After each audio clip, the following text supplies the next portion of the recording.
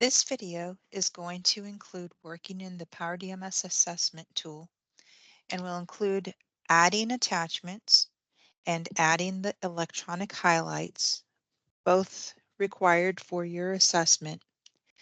If you ever need any assistance, please reach out to PowerDMS support. You can reach out through email or through their phone number, and also within the application of PowerDMS under help are many resources that may be helpful in addition to this video.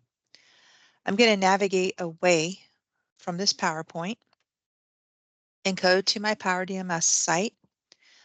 On the left, on the blue table of contents, I'm going to navigate to the assessment that I'm working in, and we're going to add just a few documents as examples. We're going to start with standard 1.1.1 in the law enforcement manual, but the application works the same in all of the manuals. We're going to add attachments first to a standard with no bullets, and then we'll add an attachment or a couple of attachments to standards with bullets. Please keep in mind that these are just samples that I either created very quickly just for the purposes of demonstrating, or something that I may have grabbed off of a website. When you're ready to take a look at the standards, you want to read the standard and of course see what it's asking for. In this case, it's asking for a written directive. Almost never is just a written directive by itself going to be enough to document compliance. So we need to have the written directive, whatever that is, whatever you call it, policy, plan, procedures, general orders. You can call it whatever you want, but for the purposes of attachments, we refer to it as a written directive. And then we have to prove that we're following that written directive. That might mean a single document can prove that. It might mean multiple documents, depending on the situation and depending on what it is, and satisfying all of the elements or the components of what's being asked for. In this case, I'm going to start with a written directive.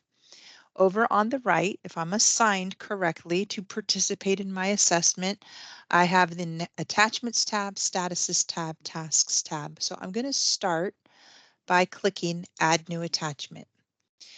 There's the type with a drop-down. I can upload a file from my desktop. I can add a PowerDMS document, so that means that the document that I'd be attaching already lives over here inside of a document folder within PowerDMS. A simple note is just a note to the file.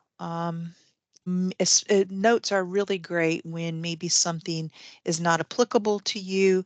At the beginning of a chapter, for instance, if my organization was not responsible for court security, I could put a simple note at the beginning in the first standard of that chapter saying that this chapter is not applicable to our agency. We are not responsible for court security. That's the responsibility of our neighboring agency, something like that. Just explain.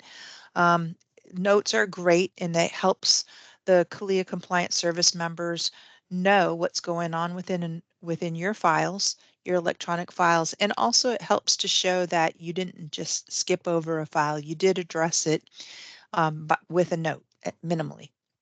But it's what fits within this notes box. This notes box is a lot longer than it looks, so a lot of text can fit in there. And then the fourth type of attachment, you probably won't use this as frequently, but it's titled New Rich Text. It opens up a web type of an attachment. It's a great place for putting a link within it. If you wanted to link your website, for instance, something like that. So we're going to do um, various types of attachments here just to kind of demonstrate them all.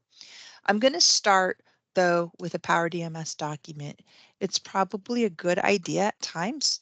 It's up to you whether you manage your written directives inside PowerDMS documents, if you manage them in another network server within your organization. Sometimes you have other software. Wherever it is that you manage it, um, you don't have to change that for the purposes of your CALIA process. What you do have to use is the electronic assessment tool and you have to get a copy of that particular written directive in all of the applicable files.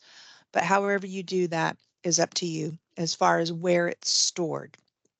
But the first example, I'm going to pull in a document that lives in my PowerDMS documents. So I'm going to select a file. I believe I have just a sample oath, a test oath. Uh, we encourage you to take a look at the CALIA best practices for continued compliance. It's mentioned in an earlier or a different video, but from the CALIA website, under Education, Tools and Tutorials, I already have it open here. CALIA's best practices for continued compliance. There's lots of recommendations and guidance for how you label your attachments, how you label your highlights. If it's a written directive, if it's a proof. So if it's a written directive, we recommend that you preface it with a WD. If it's a proof, we recommend that you preface it with a proof, and the calendar year is now recommended from what year that proof came from. Because of the continuous compliance, we always want that 4-year look back. Did it come, as long as you are addressing the standard as required, and we have 4 years of documentation, then you can manage your proof periods as you determine. So I'm going to pull this in here. It's usually going to pull the file name over with it, but I'm just going to tweak it on the fly here. And that's just whatever I tweak here is just how it displays in PowerDMS. So this is a written directive. It's my oath of office written directive.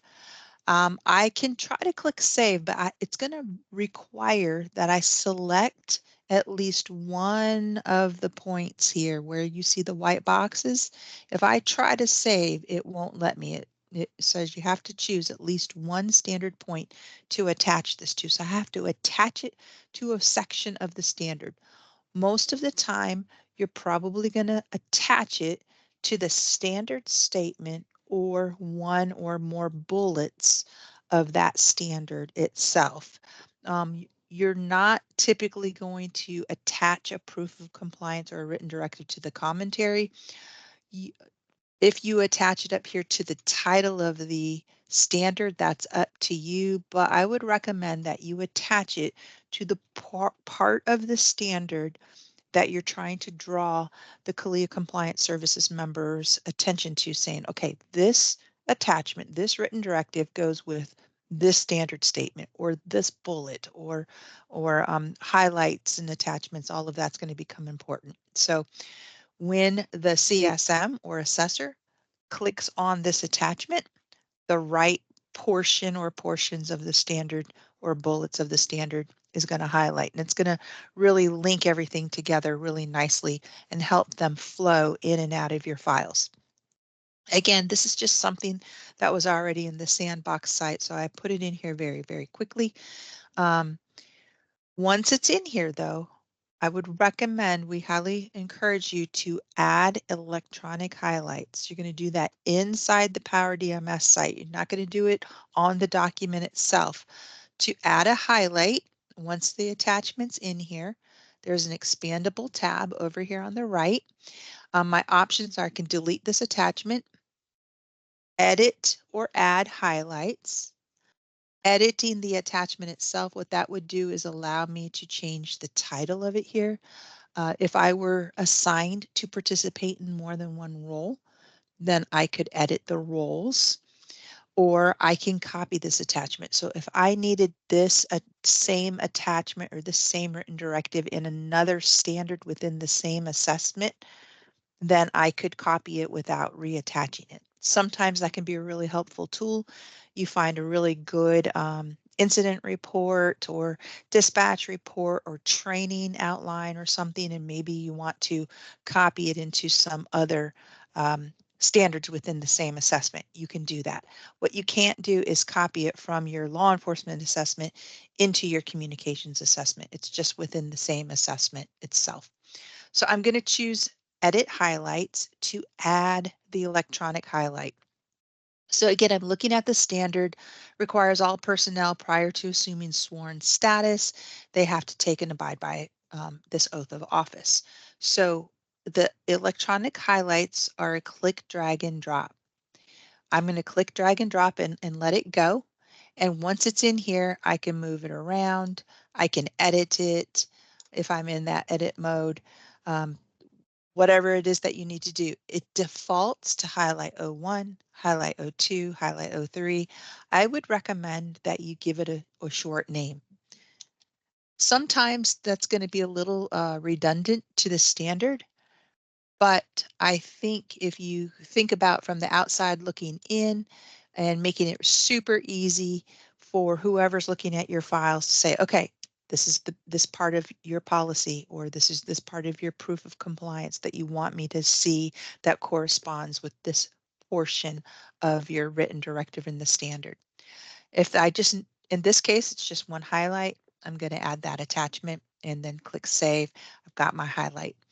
So this right here, if I want to open this up in a new window, I certainly can do that. If I want to clear this out, I can do that.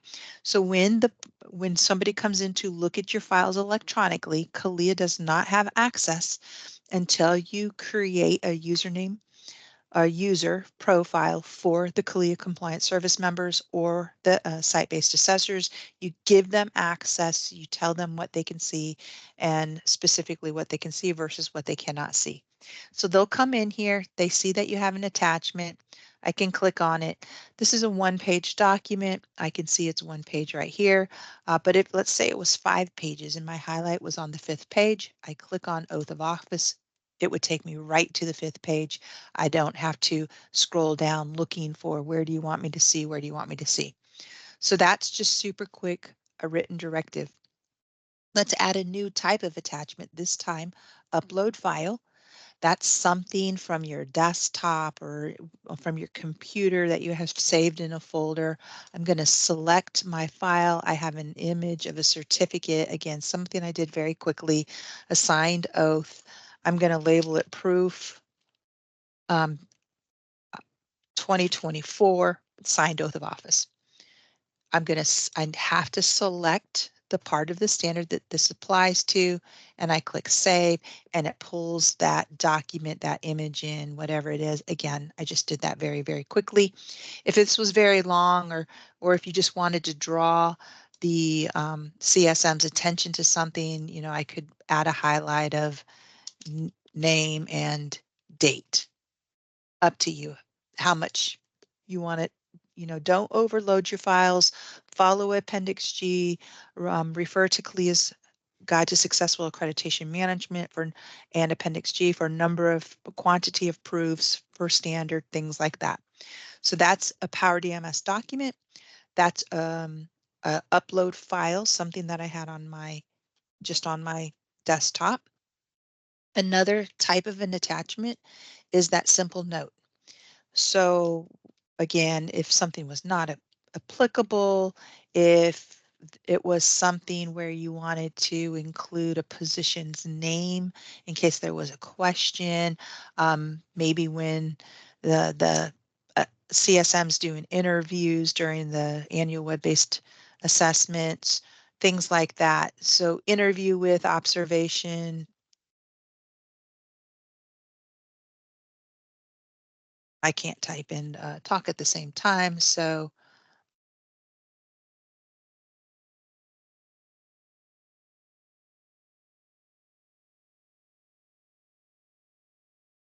let's just say this is a little bit probably not going to happen, but observation of a swearing in to occur during the site-based assessment. I don't think that's a note that you typically would use, but I just wanted to make it relatable to this. So we have PowerDMS document, we have the upload file, we have the simple note. Simple notes are great for mock notes. Sometimes CSMs might give you a note in a simple note format. Again, not applicable type standards. Why is it not applicable to you? The last type of an attachment, though, is going to be the new rich text. Again, probably not going to use this as much, but let's just say on your website you had a video of a swearing in that happened in 2024, or some photos, or maybe the standard says something like that you must make available to the public how to make a complaint, as an example. And if you make that available to the public on your website, then maybe a link to your current website, public portal, something like that. That might be how you prove compliance. You could do a screenshot, you could save it, you could attach it, you could take a photo, you could attach it. But in addition to that, maybe I want a link to my website. So I'm going to label this proof, link to website. And again, I have to um, tie it or anchor it to the standard. I have to label it, and then I click save. And what that does, then it opens up this this web-based type of a document. So because I already have the tools and tutorials open, I'm just going to copy that URL. I'm going to close everything else. So all that I have open right here is my CALIA PowerDMS assessment. And if you want to do a link, or sometimes I've seen links to lots of different things, but I could label what is it? Link to agency website of photos of swearing in. I can paste that in there. Um, but sometimes it's helpful. I'm just going to highlight that link to use the hyperlink manager. So that is this globe with the little chain link there. I'm going to do that. You could paste the URL in here if you had not already done it. So let me just do that again. The target, I would recommend, if you use a link to a website, that you choose new window. That way it's going to open up in a separate window without closing this one. So I think that's a little tip or a trick right there. If you were to use a new rich text type of an attachment, new window, and then I can click OK. I'm going to go ahead and save it. I'm going to close it. So again, we've got 4 types of attachments: PowerDMS type of a document, uh, loading from my desktop, simple note, and then new rich text link to a website. So if my CSM comes in here and this is what you want them to be able to do, if they were to click that, it opens in a new window. It takes them right to your website, wherever it is that you want to draw their attention to. So that's just super quick. No bullets. Let's navigate. Again, I pulled up some samples really quick, or I created some fake stuff just for the purposes. So I chose 46.1.10 active threats. I'm going to add new attachment. Again, I have it as a PowerDMS document.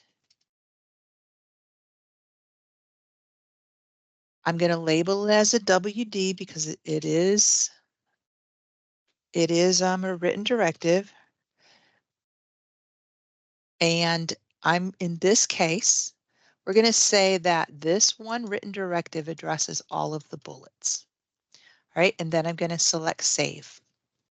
Again, I just pulled something off the website super fast. Might not be everything that we want it to be, but for the purposes of demonstrating adding highlights for bullets, for specific bullets, I wanted to just pull something that might be a little bit related.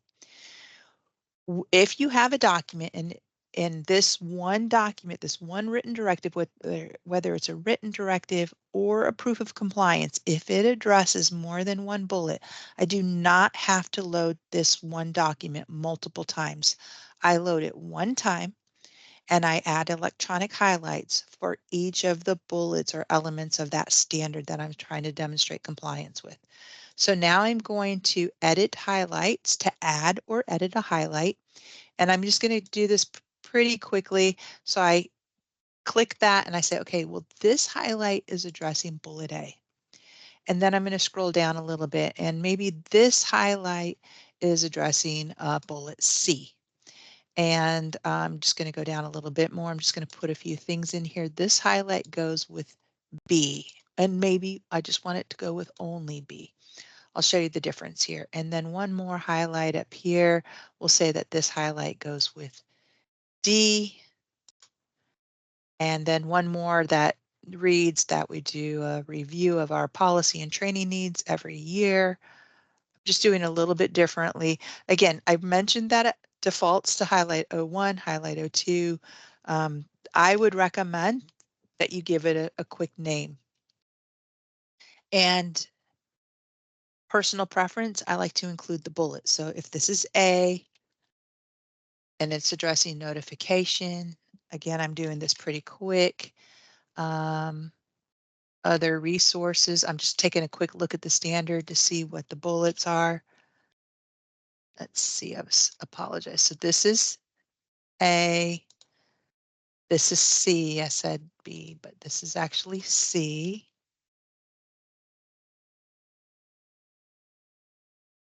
Let's go down to the next one. This is A again. Maybe there's two pieces for A. Maybe we do a public notification, we do awareness. This is D.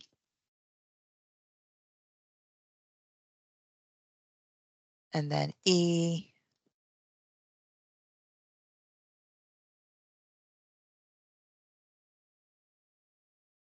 Okay, all of that did that super quick, and it was a little bit messy, and some of that was intentional.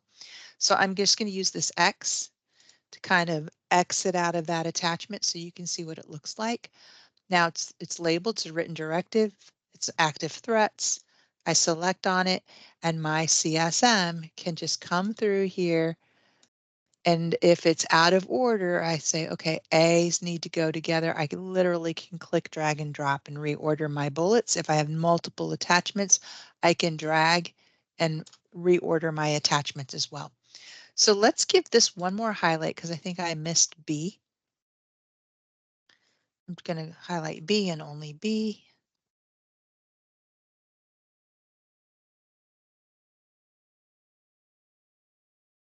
I say B, but I think I got my check boxes a little bit off. Okay, so B is down here, and maybe I want it to be in order. A, two A's, B, C, D, E. The other thing, and this is going to be helpful when there's multiple bullets, multiple years, multiple documents, and I'm going to add some other documents here in a moment just to kind of illustrate this, but the CSM, the CALIA Compliance Services member, doesn't have to come through here and scroll through here and say, okay, where's all your A's? Where's all your B's? If they want to see what you have attached for bullet D, these numbers have meanings. Let me exit out of here so we can see it. Number of attachments with total number of highlights. So in this example, I've got one attachment with two highlights for bullet B. If I click on that, it goes right to it. I say, oh my goodness, okay, I mislabeled that. That is labeled A. So let me edit my highlight. And I really want that to be attached to A perhaps. Now I can edit it. I can change the way it's titled. I can change what it's anchored to or linked to. So what if I'm on B now? One attachment with one highlight for bullet B, you can see B is in bold. That CSM can click on it and it takes them right to the location within this 8-page document, and they can read it and say, okay, other resources, notification of additional public safety departments and other resources. Yes, that addresses that part of the standard, and they move on. We want them just to, again, that old kind of unwritten rule, get them in and out of your files as quickly and easily as possible. So once I click on one of these numbers, that's generating a filter. You can see that filter there. And if I want to remove all of my filters, I just click on that little X right there. So let's just add a couple. I think I have another quick proof active threats review. So if I try to upload something that's in Word format, PowerDMS wants to convert it to PDF for me. I would recommend that you go ahead and do that. It's not converting it where it lives originally on my desktop or in my folders or wherever it lives. It's only converting it for the purposes of displaying as this attachment. It's going to display much more nicely if you do that. If you don't want to, you can leave it as no conversion, see what it looks like. It's not going to display nicely. You're not going to be able to add those electronic highlights. So I'm going to click convert to PDF, click I agree, and this is my active threats and training needs annual review. So I'm going to select that and I'm going to label it proof. I did this in 2023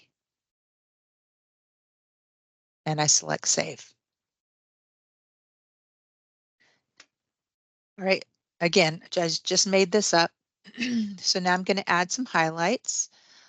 There's looking for two things. On this date, active threats policy was reviewed during the command staff meeting. So I'm going to just label that policy reviewed, and during the meeting, training needs was conducted, and here's the results. I'm just going to label that and select save. The other thing I may want to do, I'm going to edit the attachment. I titled it Proof 2023 Active Threats, but this is specific for bullet E. So maybe I want to include bullet E in the title of the attachment and select save. One more proof. I've got it on my desktop. I'm just going to select, or I could drag it over. Let's just pull in. It's just for pretend and after action report. So again, this is a proof from 2023, an after action report of a threat that occurred on June 15th, 2023. During this active threat, in this after action report, we address maybe the public notification. We address if any other resources required. We address lives are in imminent danger, what we did about that. We address public sheltering or not. So all of that is in there. It's a little bit bigger file, so we're just going to let it come in.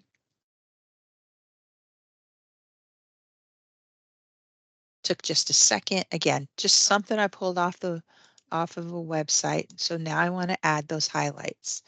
So you want to go down to the after action report where you're addressing maybe bullet A.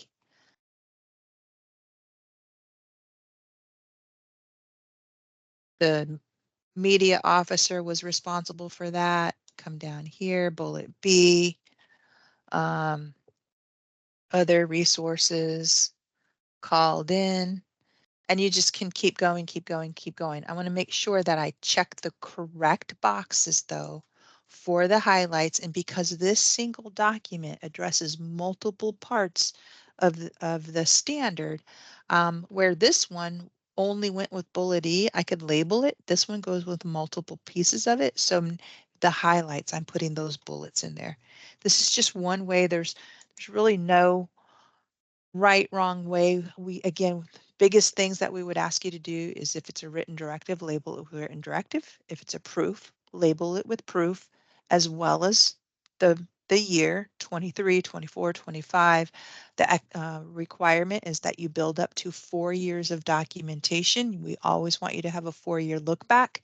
When you add that 5th year, you would delete the oldest year. Just 4 years is what we need. Again, following the best practices guide, following Appendix G. So we've got a few documents in here, a few different highlights. I'm going to clean some of these up, and some of these were intentional. So now I can see, if I remove this document from this view so I can see the standard.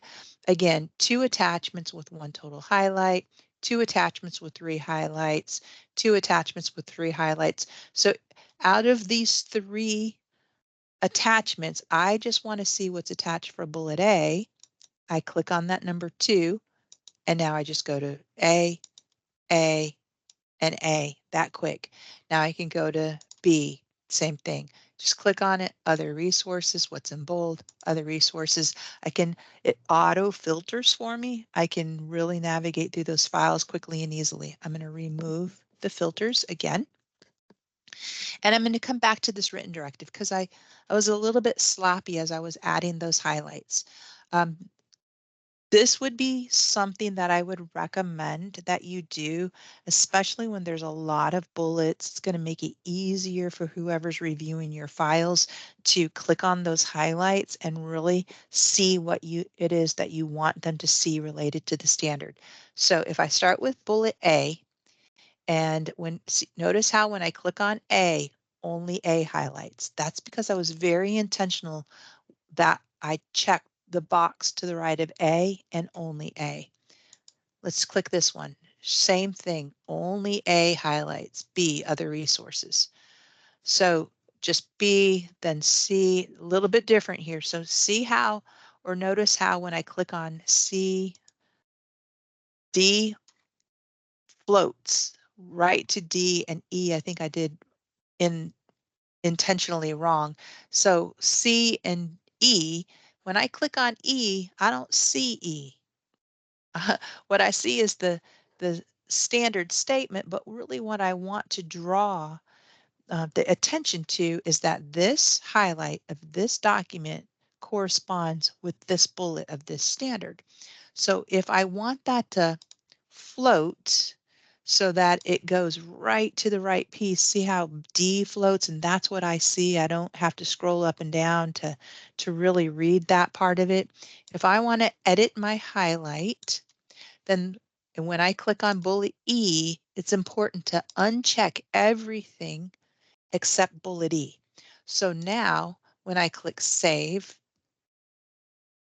give it just a moment, navigate away for a second. So if now when I click on bullet E, just bullet E kind of comes into my vision there. So multiple attachments, multiple bullets, multiple highlights. Be very intentional about labeling your attachment, whether it's a written directive, a proof, what year did that proof come from? Sometimes I'm labeling the bullets within the highlights. Sometimes I'm labeling the bullet within the attachment label. Part of that's going to be up to you. Again, there's no one exact way, but we would encourage consistency. I would encourage you to reach out to your neighbors, other organizations, those accreditation support networks, neighboring agencies. Ask them to let you look at their files. When you navigate through it, what makes sense? Ask them a question. If you had to do it all over again, what would you do different? Just kind of get some feedback. Build a few files. You don't have to build a lot of them, but build a few files. Ask somebody within your network, give them access to your PowerDMS. Ask them to look and give you feedback. Maybe not necessarily for the purposes of compliance at this point, like a true mock assessment, but maybe for file construction, um, naming, labeling, highlighting, before you put a bunch of attachments in here and then they make a recommendation, yeah, you should have labeled that differently, and you have to edit 100 attachments, maybe get a dozen or so in here, give them a good sampling, and then let them take a look at it and give you some feedback. And does it make sense? If you're unsure, your regional program manager can maybe look at your assessment with you and give you some feedback, or they can recommend other agencies and other accreditation managers, maybe some of those accreditation managers who have earned the certified accreditation manager credential. They've been through extensive training. They're very experienced. They've been in their role for a long time. They've had successful on-site assessments. All of those are criteria for earning that credential. They would be great folks to reach out to, and you could find out who those folks are through your program manager or from the CALIA website. So it's a lot of information. Hopefully this video was helpful, but just keep in mind there's additional resources under the university and success community, but your support networks are going to be one of your best resources. Please lean on them.